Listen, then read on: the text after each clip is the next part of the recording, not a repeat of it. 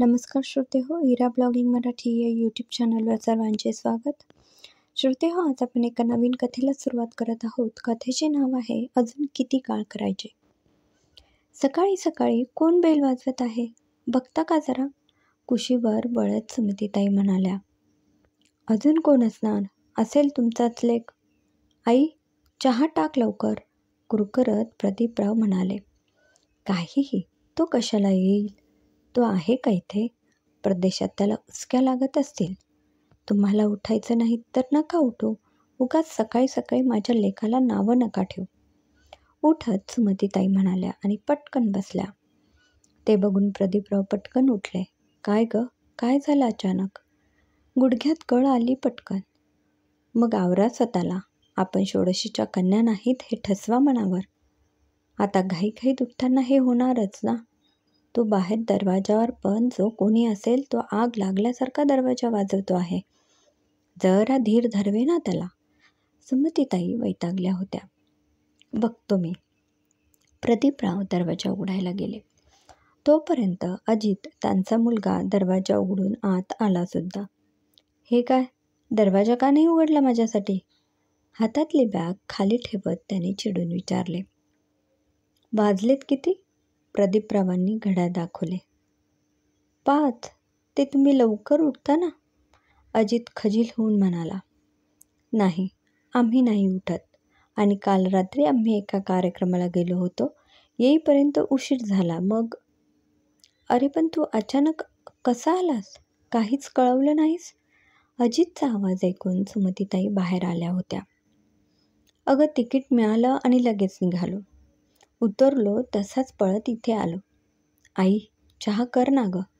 तिथे मी काय मिस केलं असेल तर तुझ्या हातचा चहा आणि जेवण. तसंच तिलाही मिस केलं असतं तरी चाललं असतं, प्रदीपराव म्हणाले. काही म्हणालात का बाबा.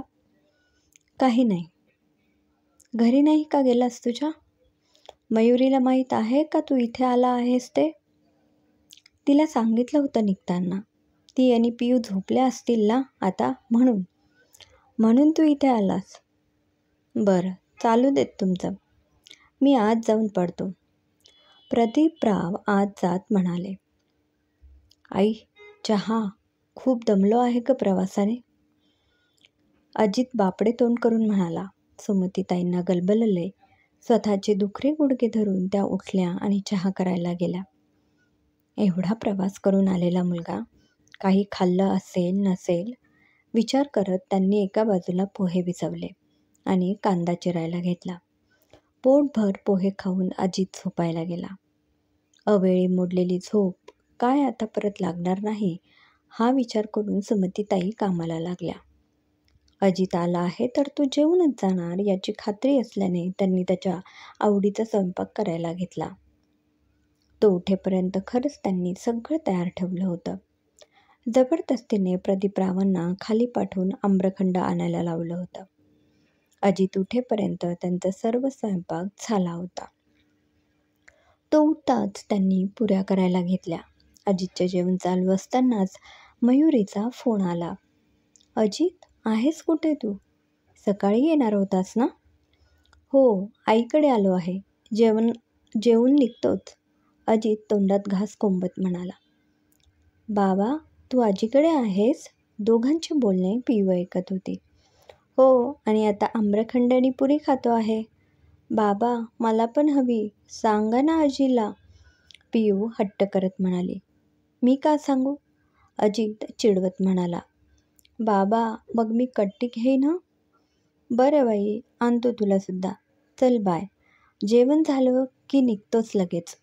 बोलल्याप्रमाणे अजित जेवण झाल्या लगेच निघाला. आई, पियूसाठी डब्बा देतेस ना. धर, तयारच आहे. सुमतीताई डबा देत म्हणाल्या. आणि उद्या चहा प्यायला आलास तर तुझ्याजवळ असलेल्या किल्लीने दरवाजा उघडून आत ये. उगाच सकाळी सकाळी बेल नको वाजवत जाऊ, प्रदीपराव म्हणाले. यावर काहीच न बोलता अजित तिथून निघाला. अजित आणि प्रदीपरावांचे का पटत नसेल, बघू पुढील भागात. लेखिका सारिका कंदलगावकर. धन्यवाद.